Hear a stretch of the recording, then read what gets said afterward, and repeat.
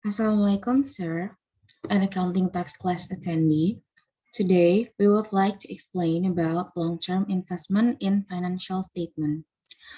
Our group consists of Aisyah Mahmud, Ananda Putri Nabila, Emil Satria Halim, and me, Shaquila Dania.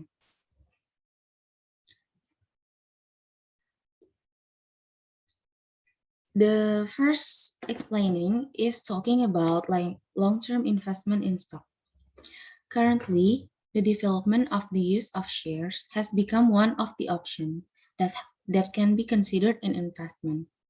Moreover, there's a reduction in interest rates for the money market for savers, causing people to turn to the capital market. Shares can be acquired by purchasing or exchanging property.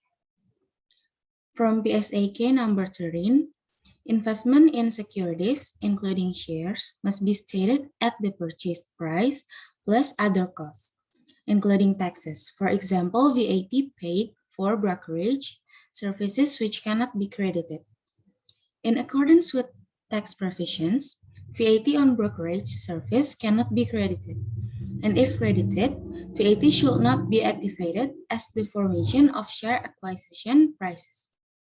Likewise, if it cannot be credited by the entrepreneur, VAT is considered as revenue expenditure. From BSAK number 15, regulates the accounting treatment for investors who make investment who invest in associated companies. The influence is measured based on the ownership of 20% or more of the operating rights in the investee company. BSAK also states that depending on the significance of the investor influence, investment in shares in associated companies can be recorded using the cost or equity method. The difference between the two methods lies in the recognition of investment income.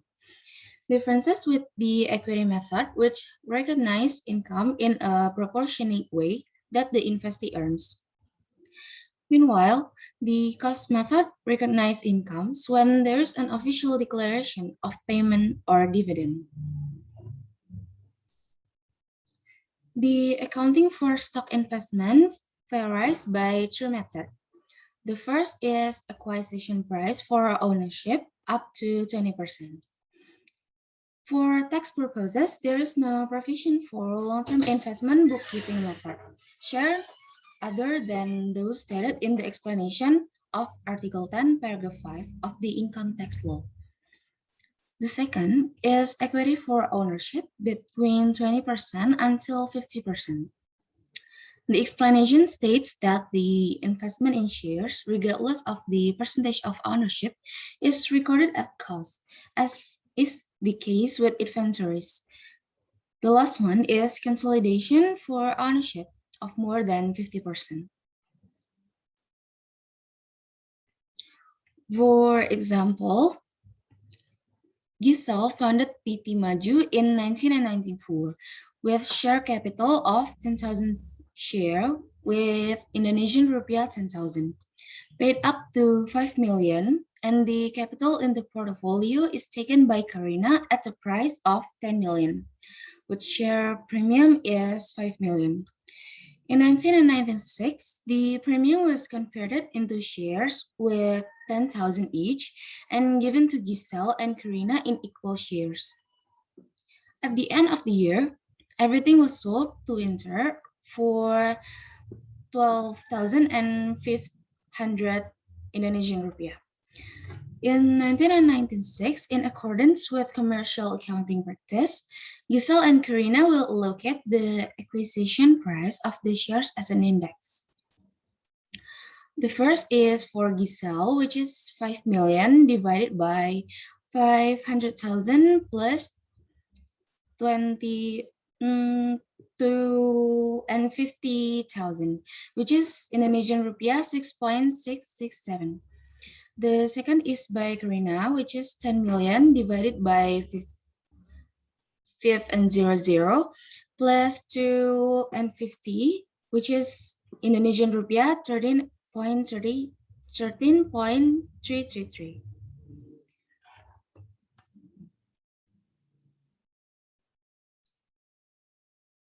The second is talking about bonds, which is will be explained by Aisyah. Sorry, by Ananda Putri. Okay, I will explain about bonds. For bonds, bonds are long-term debt security with a certain interest rate. Score bonds as investment it separately from the cost. The difference between the acquisition price and the best value of the bonds or securities such should be deferred and amortized over the existing period. The explanation of the Article 4, Paragraph 1 of the Income Tax Law considers the profit share to be distributed profit in the terms of interest income as a dividend-like character. If it is received by the bondholders in the form of an entity with recharacterization as dividend, the part of the profit received is not subject to tax. However, for the interest payer, which is characterized as a dividend, it is not an income deduction expense. So there is a sample.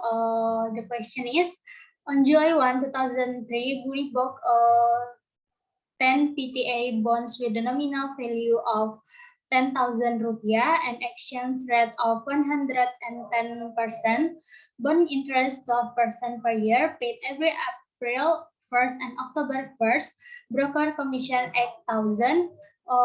Bonds will be repaid on December 31, 2007. The times is 4.5 years later. So we must to journal first bond investment listing by Budi, bond investment 100 in debit, premium 10,000, interest income 3,000 debit. The 3,000 from 3 divided 12 times 12% times 100. Income tax payable Article 23 100 1,000 and 500. Cash in the credit 111.500. Budi has to deduct income tax Article 23 on the discount premium, which is an income for those who issue bonds, 15% times 10,000, equals 1,500. On the 10th of the following month, Budi must deposit the tax into the state treasury. On August 10, income tax payable Article 23 debit 1.500 and cash in credit 1.500. According to Income Tax Article 21, Budi has to cut his commissions payment by 5%, equal 5% times 8,000 equal 400.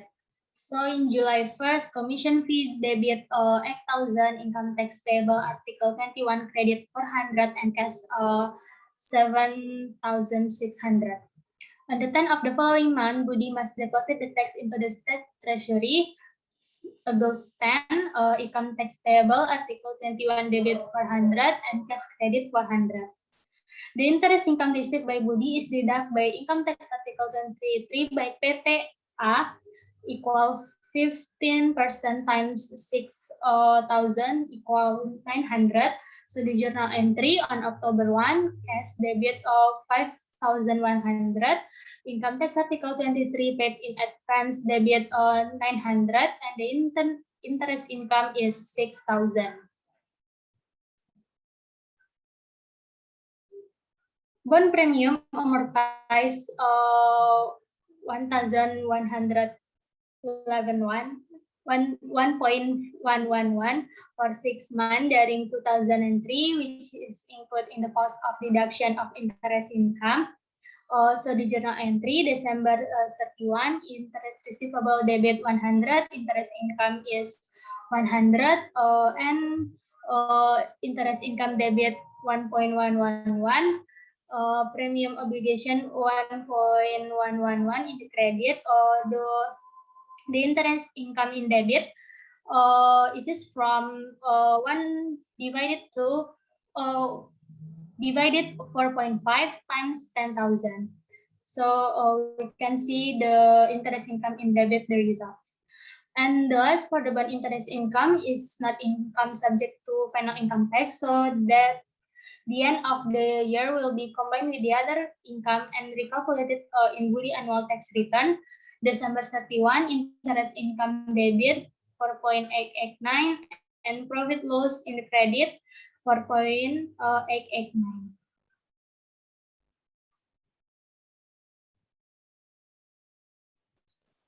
Thank you, Ananda Okay, Putri, for the Thank you, Ananda Putri, for the explanation. The next slide will be explained by Aisyah Mahmud. okay, thank you, Carla. I will explain about the investment in other securities and investment in the fund. The first is investment in other securities. Another example of investing in securities is investing in promissory notes. Promissory notes is a legal document in which one party promises in writing to pay a certain amount of money to another party by a certain date. Promissory notes are often used for providing investment loans or loans to friends or family who cannot obtain finance through traditional institutions. A promissory note obligates the borrower to repay the debt. The recording for promissory notes is similar to obligations, but there are minor differences due to the discount. Discount is income from promissory notes holders, which will be realized when the promissory notes are repaid. Second, investment in the fund. In accordance with the contract or voluntarily every year, the company must set aside a certain amount of funds. These funds can be firm, for example, to pay off debt or obligation, preferred stock or purchase assets.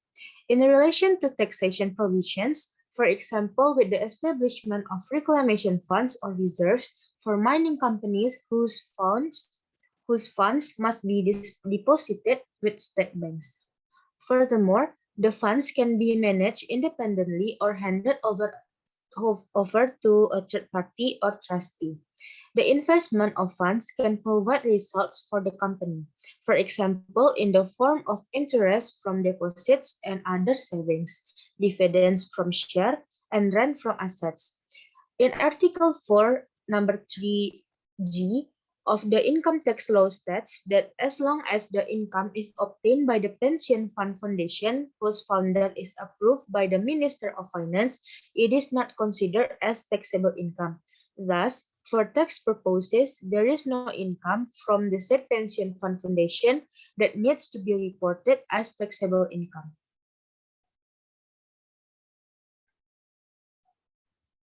Thank you for the presentation, Aisyah. The next slide will be presented by Emil. So land and building investment, land and building right acquisition duties are duties imposed on any transfer of right, including will grant on permanent property and material right on land whose transfer of right is carried out by deed. According to BPHTB law regulation, that land and building right acquisition duty is a tax imposed on acquisition of land and building right. Hereinafter refer to as tax, while the understanding of the acquisition of right to land and building is an act or legal event that results in the acquisition of right to an or building by private person or entities.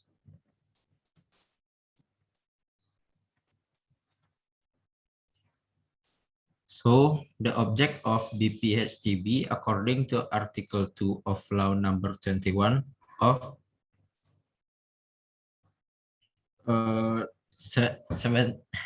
97 year is the acquisition of land or and building right, where the acquisition of this right can be in terms of transfer of right and granting new right. The tax rate is set at 5%. The amount of BPTHB owed is the acquisition value of tax object minus the acquisition value of non-taxable tax object multiplied by the rate of 5%. Mathematically, it is BPSTB equal 5% times NPOP minus NPO-PTKP. For example, on January 7, 2006, Ms. D purchased land and building located in Regency XX at a price of 90 million rupiah. The UN NGOP in 2006 was 100,000 million. So the magnitude of NPOP is 100,000 million. NPO-PTKP for Regency XX is set at 60,000 million rupiah.